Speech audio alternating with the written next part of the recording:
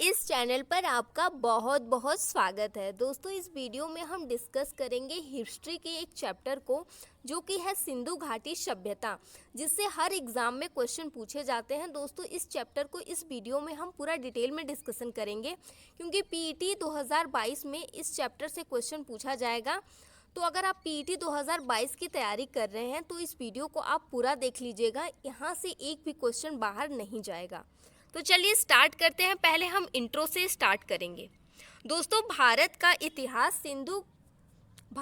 इतिहास सिंधु घाटी सभ्यता से प्रारंभ होता है, जिसे हम हड़प्पा सभ्यता के नाम से भी जानते हैं। यह सभ्यता लगभग 2500 ईस्वी पूर्व दक्षिण एशिया के पश्चिमी भाग में फैली हुई थी, जो कि वर्तमान में पाकिस्तान तथा पूर्वी भारत के नाम से जानी जाती है।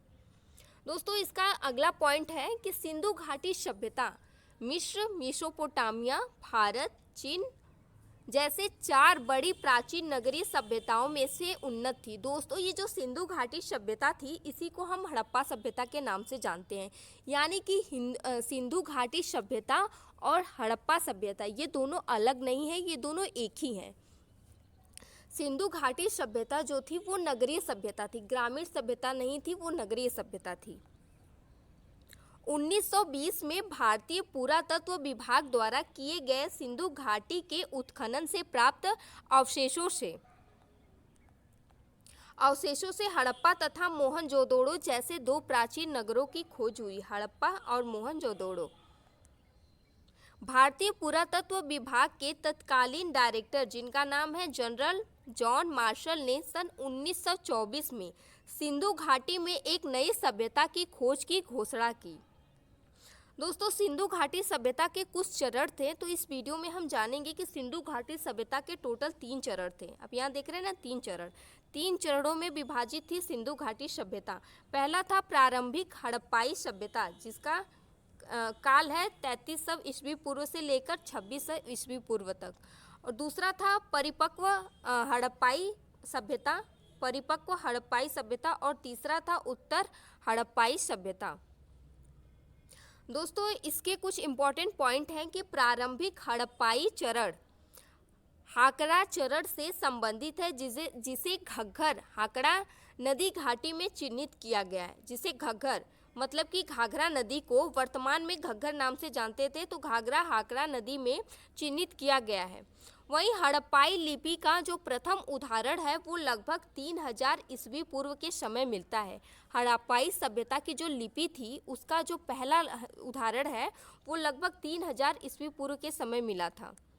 इस चरण की विशेषताएं एक केंद्रीय इकाई का होना तथा बढ़ते हुए नगरीय गुण थे, मतलब कि नगरीकरण का बढ़ना, मतलब शहरों का विकास अधिक होना। व्यापार क्षेत्र विकसित हो चुका था और खेती के साक्ष्य भी मिले हैं। उस समय मटर, तिल, खजूर, रुई आदि की खेती होती थी। कोट दीजी नामक स्थान परिपक्व हड़प्पाई सभ्यता के चरण को प्रदर्शित करता है। दोस्तों, जो कोट दीजी नामक एक स्थान था वो परिपक्व हड़प्पाई सभ्यता के चरण को प्रदर्शित करता है। वहीं पे 26 ईस्वी पूर्व तक सिंधु घाटी सभ्यता अपनी परिपक्व अवस्था में प्रवेश कर चुकी थी। 26 ईस्वी पूर्व में जो सिंधु घाटी सभ्यता थी वो अपने परिपक्व यानी कि पूरा एकदम परिपक्व हो गई थी, पूरी तरह से विकसित हो गई थी, उस अवस्था में प्रवेश कर चुकी थी। परिपक्व हड़प्पाई सभ्यता के आगे तक प्रारंभिक हड़प्पाई सभ्यता, जब परिपक्व हड़प्पाई सभ्यता आई तो उसके बाद प्रारंभिक हड़प्पाई सभ्यता के बड़े बड़े नगरीय केंद्रों में परिवर्तित हो चुके थे। उसके जो बड़े बड़े नगर थे वो केंद्र में परिवर्तित हो चुके थे, जैसे कि हड़प्पा, मोहनजोदड़ो। वर्तमान पाकिस्तान में ये जो हड़प्पा और मोहनजोदड़ो है वो अभी वर्तमान में पाकिस्तान में है, और ये जो लोथल है वो भारत में यानी कि गुजरात में है। गुजरात राज्य में लोथल है। अभी ये जो लोथल है ना, ये हड़प्पा कालीन स्थल है। सिंधु घाटी सभ्यता के क्रमिक पतन का आरंभ 1800 ईस्वी पूर्व माना जाता है। 1700 ईस्वी पूर्व तक आते आते हड़प्पा सभ्यता के कई शहर समाप्त हो चुके थे, परंतु प्राचीन सिंधु घाटी सभ्यता के बाद भी संस्कृतियों में भी इनके तत्व देखे जा सकते हैं।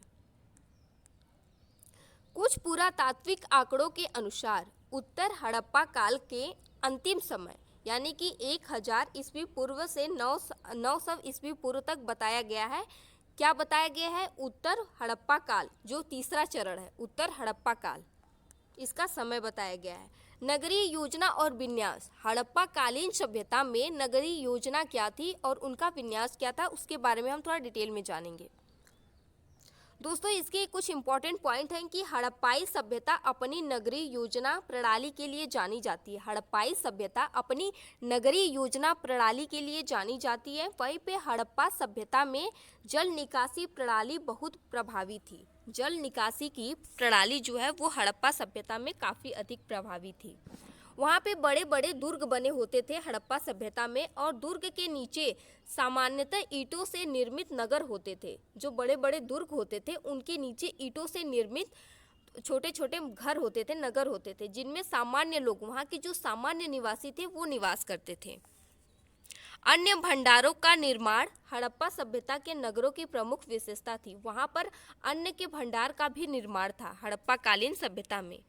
हर छोटे और बड़े घर के अंदर स्वयं का स्नानघर और लॉन होता था।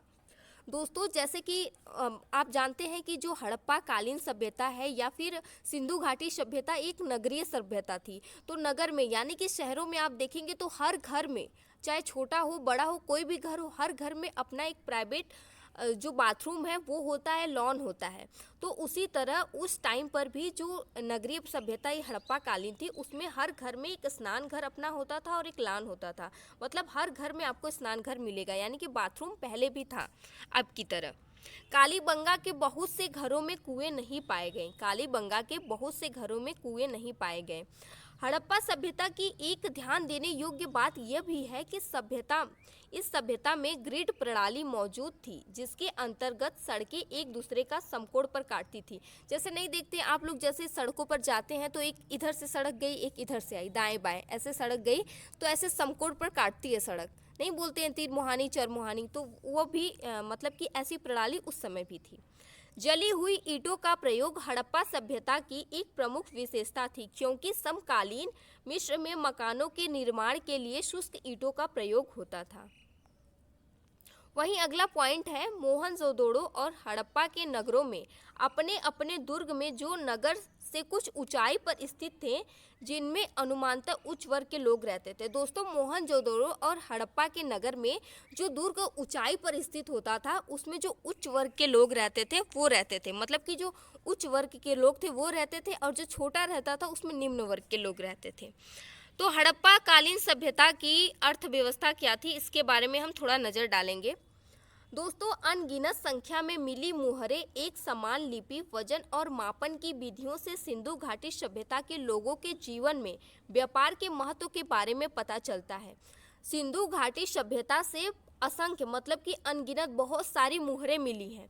उसमें वजन और मापन की विधियों से सिंधु घाटी सभ्यता के लोगों में व्यापार के महत्व के बारे में पता चला है। हड़प्पाई लोग पत्थर, धातु, सीप या फिर शंख का व्यापार करते थे। जो हड़प्पाई सभ्यता के लोग थे वो पत्थर, धातु, सीप और शंख का व्यापार करते थे। दलजा फरात नदी है। दलजा फरात नदियों की भूमि वाले क्षेत्र से हड़प्पा वासियों के वाणिज्य संबंध थे, यानी कि ये जो नहीं होता है वाणिज्य संबंध, यानी कि खरीद बेच का। हड़प्पाई प्राचीन लैपिस लाजुली मार्ग से व्यापार करते थे, जो संभवतः उच्च लोगों की सामाजिक पृष्ठभूमि से संबंधित था। उन्होंने उत्तरी अफगानिस्तान में अपनी बस्तियां स्थापित की थी। हड़प्पा कालीन सभ्यता के लोग ने उत्तरी अफगानिस्तान में अपनी व्यापारिक बस्तियां स्थापित की थी, जहां से प्रामाणिक रूप से मध्य एशिया से सुगम व्यापार होता था। दोस्तों, अब हम बात करेंगे हड़प्पा कालीन कृषि के बारे में, जानेंगे उनकी कृषि से संबंधित पॉइंट को।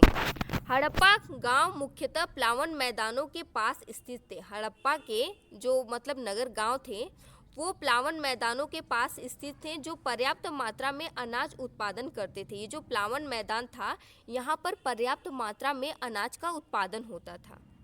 सिंधु सभ्यता के मनुष्यों ने सर्वप्रथम कपास की खेती प्रारंभ की। सिंधु सभ्यता के लोगों ने सबसे पहले कपास की खेती प्रारंभ की।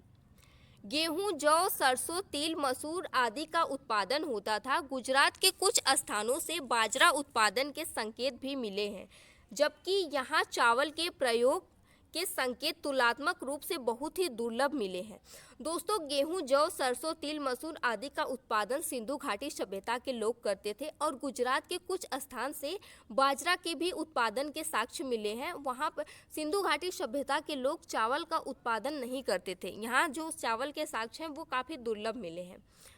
वास्तविक कृषि परंपराओं को पुनर्निर्मित करना कठिन होता है, क्योंकि कृषि की प्रधानता का मापन इसके अनाज उत्पादन की क्षमता के आधार पर किया जाता है। हड़प्पाई लोग कृषि के साथ साथ, यानी कि हड़प्पा सभ्यता के लोग जो थे वो खेती के साथ साथ बड़े पैमाने पर पशुपालन भी करते थे।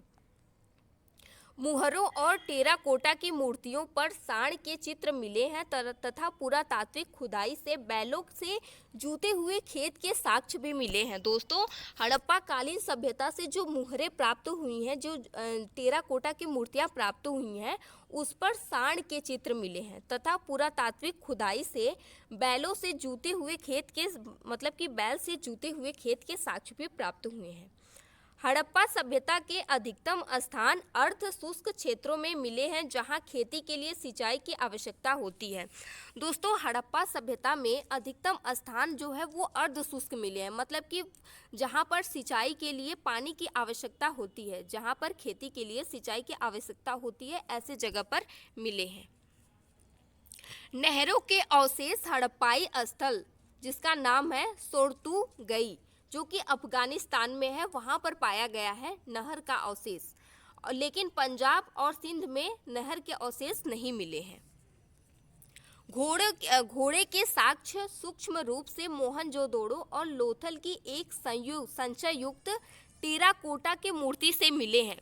दोस्तों, घोड़े का जो साक्ष्य है वो मोहनजोदड़ो और लोथल की एक संचय युक्त टेराकोटा की मूर्ति से मिले हैं। हड़प्पाई संस्कृति अश्व केंद्रित नहीं थी, यानी कि हड़प्पा सभ्यता के लोग घोड़ों पर केंद्रित नहीं थे। दोस्तों, ये थे आज के, मतलब कि हमने इस चैप्टर को, थोड़ा बड़ा चैप्टर है तो इसको हमने अलग अलग पार्ट में, मतलब कि 2 छोटे छोटे पार्ट में डिवाइड कर लिया है। फर्स्ट पार्ट में आपने कृषि के बारे में जाना, उनके उद्योग के बारे में जाना और भी बहुत सारी चीज़ें, और दूसरे, मतलब ये जो इसका हम सेकेंड वीडियो लेकर आएंगे, इसमें आपको इनके धर्म के बारे में जानने को मिलेगा। सिंधु घाटी सभ्यता के लोग जो शिल्प कला यूज़ करते थे, इसके बारे में आपको जानने को मिलेगा। सिंधु घाटी सभ्यता में जो प्रमुख स्थल थे, जैसे कि मोहनजोदड़ो हो गया, कालीबंगा हो गया, हड़प्पा और लोथल हो गया, इन सभी के बारे में आपको डिटेल में जानने को मिलेगा। प्रमुख संस्थाएं, हड़प्पा सभ्यता के पतन का क्या कारण था। दोस्तों, ये सभी आपको सेकेंड वीडियो में जानने को मिलेगा, सेकेंड पार्ट में। ये 2 वीडियो, मतलब कि डिटेल की वीडियो रहेगी, और इसके बाद जो तीसरी वीडियो रहेगी उसमें आपको पूरा क्वेश्चन आंसर मिलेगा। और अगर आप तीनों वीडियो देख लेते हैं तो पीईटी एग्ज़ाम के लिए आपको इससे बाहर कुछ भी नहीं पूछा जाएगा, गारंटी है, आई गारंटी फ्रेंड, इससे बाहर आपका कुछ भी नहीं पूछा जाएगा। तो आप इस वीडियो को देखिएगा और इसे अपने फैमिली को, अपने फ्रेंड को भी शेयर करिएगा, जिससे उनका भी पीईटी एग्ज़ाम 2022 क्लियर हो जाए। दोस्तों, आई होप कि आपको वीडियो पसंद आई होगी। वीडियो पसंद आई है तो इसे लाइक शेयर करना बिल्कुल भी मत भूलिएगा, और चैनल पर पहली बार आए तो इसे सब्सक्राइब कर लीजिएगा, क्योंकि पीईटी की यहाँ पर कंप्लीट तैयारी कराई जाएगी। Thank you.